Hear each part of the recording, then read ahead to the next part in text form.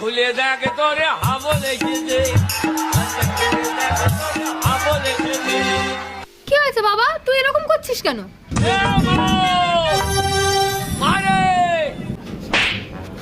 সবসময় শুধু এ মামা রে বিরক্তিকর। ও মা, আমি বিয়ে করব। কিন্তু তোমার তো কোনো বিয়ের বয়স হয়নি বাবা, তোমার বিয়ের বয়স হোক, ঠিক বিয়ে দেবো।